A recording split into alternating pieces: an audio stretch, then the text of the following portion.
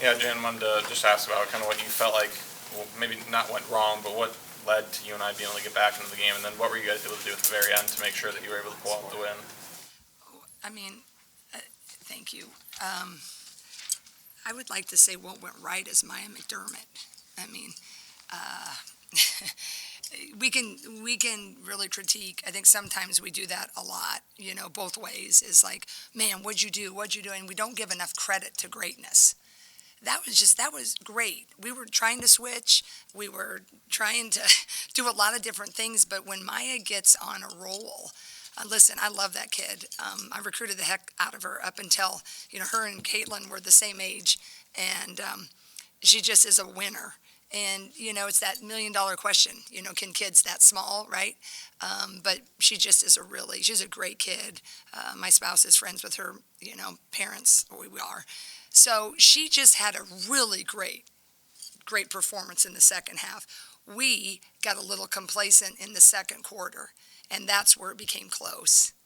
It was probably intense with my team at halftime because I've watched that team a lot on film. And if you look at their record, they lost by 3 to Kansas. They lost by 1 to Auburn. They beat Iowa State, and everybody's like, well, it was at home. If you watch how they beat Iowa State, it wouldn't have mattered if it was at home or on a neutral site. So, yes, we did some things incorrectly on defense, but I would just like to say that Maya McDermott is really, really good, and I'm impressed. When a player like that gets going, from a coach's standpoint, how frustrating is it when you don't know how to stop? Yeah, I mean, it is because you're trying to switch. We went switching off with the 5, and then you try to counter with your size, and then they go back and, they ended up not trapping in the second half, but, go to zone, right, to take away. You're kind of giving you more of the outside shot. So it's just like you got to hold on. And I just had an inkling in that second half. I thought it was going to be pretty important in that third quarter how we started it, and we didn't start it well. So I just told our staff, I said, anyway, we got to hold on, and we got to win it. And so we just tried to get different looks. But, if anybody's played, when you're in the zone, it's fun. And you can't explain it, but it doesn't matter what they throw at you. Now, could I trap the screens? I probably should have tried it and let anybody else beat you. I didn't do that. I didn't have the guts to go zone because sometimes it slows them down a little bit and then you're too open. Probably should have done that. But, we did about all the things you could do except trap. But it's frustrating, and I'm just really, really thankful. I think what's great about it, though, is there's just a lot of mutual respect. Right, and I think that's what's cool about the rivalries. Jan, I mean, Taylor McCabe's probably been one of the players that's ridden the highs and lows and kind of been ups and downs, whether it be playing time and kind of everything else. But for her to go out there, play some really strong defense too, it seemed like she had the important play with 2 minutes to go and hit all those threes, I guess. What impact does she have on the game, and what can that do for her moving forward, just knowing that she's capable of doing what she did tonight? I think Taylor McCabe kind of embodies this particular team this year, but a lot of what our teams have been about. They're really a joy to coach, and they're just, for the most part, they trust, and they wait until they're needed. And Taylor has stayed the course, and she got stronger in the off season as we asked her to, and did all those things. But then when Sid came back, we felt bringing her off the bench would be better, and she was like, okay, I'll be ready. And what's evidence when you get your shot and you come in and you go 5 for 9 and you hit some clutch ones. And I thought she had some really great defensive plays. I think a lot of people like to say, oh, she's not as great defensively. She's definitely better offensively. But I was just really happy for her tonight because as a coach, that's what you love. When role players, and she's not exactly a role player, but you had her in the lineup. She's in the, coming off the bench. Sometimes it's a lot of minutes. Sometimes it's not many. And she just always is for the team. And she was, a big catalyst of why we won tonight. But personally, I'm just so happy. As a mom, I'm happy because that's how you want your kids to handle, whatever is in front of them. And they all want to start. and they can't all start. And so Taylor just said, okay, I'm so happy to be part of this team. I'm going to do what you want, Coach. And tonight she got her moment. So, Eddie O'Grady, stat line hasn't been too hot lately, but tonight she came up big. What worked for her? And also just on the post note, like Hannah's big plays down the stretch, how big was that to see? Yeah, when they went to the zone, because then they were like, well, we got to take, Big Addie away a little bit. We could have done that better. We have an offensive set.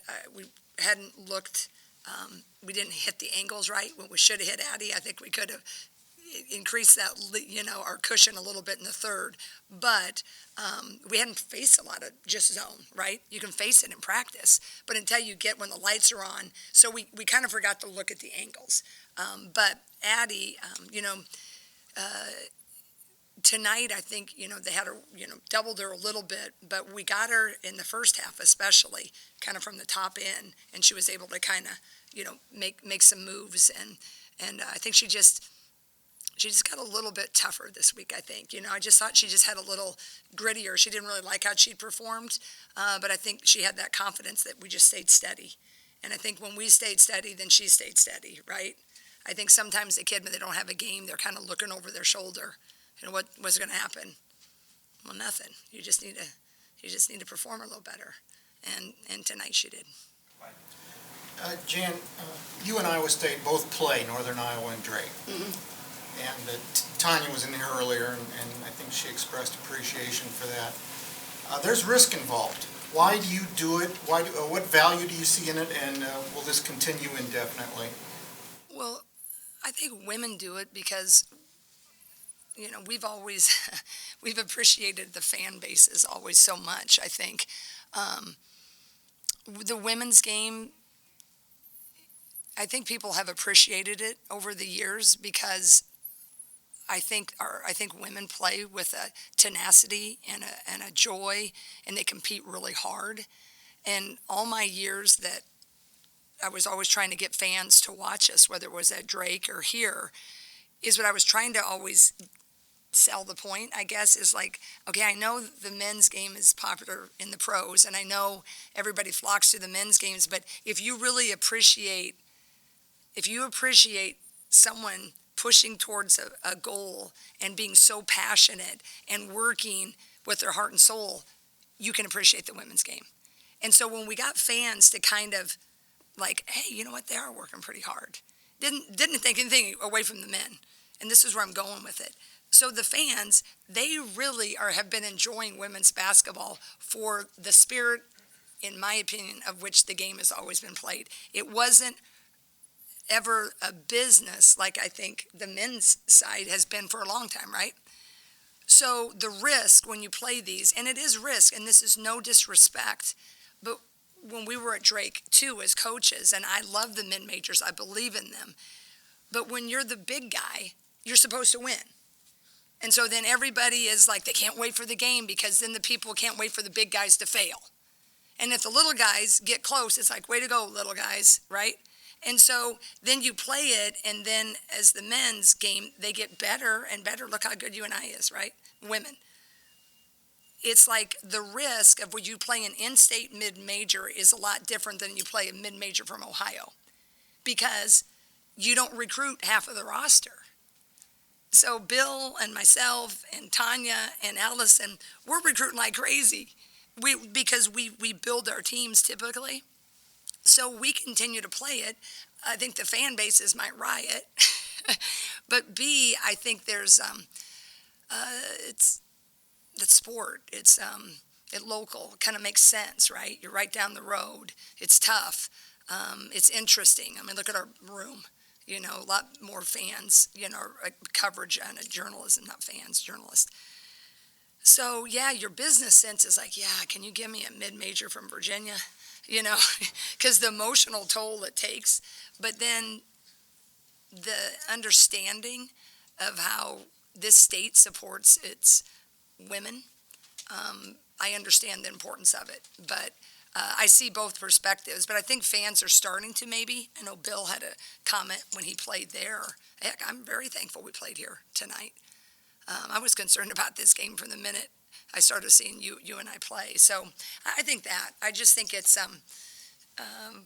we're not as business oriented. It's a business decision, sometimes, and I understand it. I understand it, and I don't judge it whatsoever. And I think a lot of people do, but there's a lot of pressure on those, and it's a business. Coach, it was the Michigan State game where, it was the fourth quarter when things kind of went sideways for your team. Tonight, you got a lot of pressure in the fourth quarter. What did it tell you about your team? What did you learn about your team when they got it down to like a 1-point game? You guys still were able to weather that storm. Yeah. That's what I talked to the team about in there. I said, that's what we got to focus on, because they feel this pressure, like they're like kind of looking like you're looking at you like, oh, we let that lead slip. Is Coach happy? Heck yeah. I mean, I'm very happy. I mean, winning is hard. No matter who you play, it's hard. And in-state rivalry games are really hard. So that's exactly what I told them. I said there was a lot of moments when it kind of swung, but you did what you had to do when you had to do it. And I said, end of conversation. Enjoy it. We're going to play tomorrow. And I just said a lot of respect. We're going to work on the things. And I kept going back to the second quarter, because to me it all happened in the second quarter. We let them get confident. They had a taste. And then we started to play on our heels. And then Maya had great. And Mashitia Wettering, I mean, I love that kid. They all had some really nice moments. And yes, we should have played better defensively. We usually have. But they were a good team. Jen, I just want to ask about your free throw shooting. We talked about Hannah, yesterday, and she was 7 of 8. You guys were 20 of 22 overall. I mean, how big was that when you guys had to have it? You had it from the free throw line. Well, I think it's just really big for Hannah's confidence, and I think for the work and the habit she put in. Blake at a presser the other day, we were just talking about what was the difference with Hannah. And I said, well, she practiced. It's just like in high school, she could kind of get by and everybody was working on her form. But when she went through that freshman season, and I think it was a game at Indiana when she went really abysmal. And that stung and it hurt. And I think it was used as a motivator. And she worked and she worked and she worked. And that's what you'd like to see happen. So I'm really thrilled for her. It's just, I think a lot. I think what we do is fun, but it's a lot of life lessons that'll help them later. So if you put your nose to the grindstone and you try to right a wrong, and you work and you work and you work, doesn't guarantee you're going to have success. But if you don't work, that guarantees you won't. And so I'm proud of her for that, and really thankful, because tonight that percentage was the difference. Last one, Chris. Yeah. In the beginning of this presser right here, you just listed a couple teams that, like a couple D1 teams like Kansas, Auburn. You said that they really compete against them to beat Iowa State. So what is it about this team that allows them to compete against these high teams, and where does this team specifically compete against or compare against the ones that you've seen in the past? The Northern Iowa team? Yeah. Well, I think you see a kid that has her COVID year in Maya McDermott. You got one go around. She's been around the block. She had nothing to lose, and they've been in some really close games her whole career, and we've gotten kicked sometimes. So she chose to stay, and by golly, it looks like if she chose to stay, then they're going to go for it. So I think that's the thing. I think Kayla Laube is one of the best shooters. If you watch her on film, she's got the quickest release, and her range is really, really deep.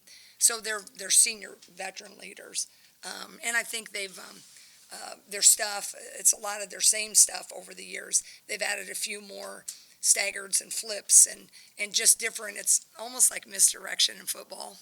It's like they really want to get something later, but if you maybe don't pay attention to Maya, then she's going to hit a floater. But they do a really good job of, a lot of movement. And so I think they've added a little bit more movement. They got some, veterans, and they're well coached, Brad, Nate, Tanya. I mean, they do a really, really good job. And I think this state, everybody knows who they are, what they got, and they coach pretty well to what they want to be. And I think that Valley race with Allison Pullman and Drake and them, I haven't seen enough of the others, so don't come at me, other Valley schools. But, boy, they're going to have some battles. Thanks, Jen. Thank you all. Have a great, great holiday. God bless you guys. Let's start with you, Taylor. How'd you feel out there? I mean, I think you had maybe 12 minutes or less the last several games, but you got a ton of time tonight. So how'd it feel to get a bunch of court time? I feel like before Christmas, you never really know when your minutes are going to come, especially just with non-con and each opponent being so different. We're just going to play to our team strengths and play to what we think is going to win. And so I feel like tonight I just had it rolling, and my teammates were looking for me and coaches were looking for me. So that just kind of factored into that, and that gave me a lot of confidence. So I was obviously having a good time being out there, and it was a blast getting a win. Lucy, fourth quarter was a problem for you guys against Michigan State. And UNI really tested you guys in the second half, especially in the fourth. How'd you guys withstand the pressure that they put on you? Yeah, I think we've had a lot of close games this season, so that's prepared us to this point. And I think everyone just stayed together. We trusted each other and the coaches. And yeah, we got a few stops that we needed, a few tough buckets. It was fun. Zach. Taylor, all of your 15 points tonight came from the three-point line. What's it been like to, come to this point in your career to where it seems as though you're very comfortable behind the three-point line and take every chance that you can get? I feel like people who know me know that's going to be my strength, and that's where I'm gonna do my thing from. Not to say that's the only thing I can do, because I think my teammates and coaches know that isn't the case, but it just happens to be a strength of mine, and that's definitely where I'm comfortable at, and that's why I'm in the gym so much, getting reps up, and it's what's going to continue to work for me. David. Yeah, I guess what problems at Maya McDermott, especially in that second half, just seemed like you guys were playing pretty good defense on her, I think, for the most part, but she just hit some crazy shots. I mean, what was your approach? What was she doing to kind of cause problems? Was it simply making shots or getting over it? Yeah, she's a tough player. We knew coming into this game that she was going to be good. She's going to score points. I think we gave her a few too many, but every basket she made was tough. So I don't know if there was much more we could have done. She's a great player. Defensively, what did UNI maybe do in the second half that gave you guys trouble with 4 turnovers in the first half, but 8 in the second? I thought they switched it up. They switched up their zone quite a bit. I do feel like we were pretty prepared for that, and that we worked on several different new things, and we reincorporated some old zone offenses that we had worked on previously this week. So we were prepared for it. It was just a matter of getting back into a flow and figuring out which one of those was going to work the best. And once we got it rolling, then we knew the game was ours. Taylor, you had a great game tonight, and what's it feel like when you hit a three and the whole place erupts and it's just deafening and people are screaming your name and the bench was just going nuts? Oh my goodness, the bench was phenomenal tonight and every night, truthfully. But I feel like tonight there was just such a different energy in there, and we were playing with something bigger on the line, and that we wanted to be state champs so bad, and Coach Jay had made that such an emphasis, and we really wanted to get a good one after Michigan State, and so I feel like we really got that back, and we're going into Christmas being 10-2 and looking good. Coach Warren said a moment ago that she thinks that you guys are still learning each other. Does that seem accurate?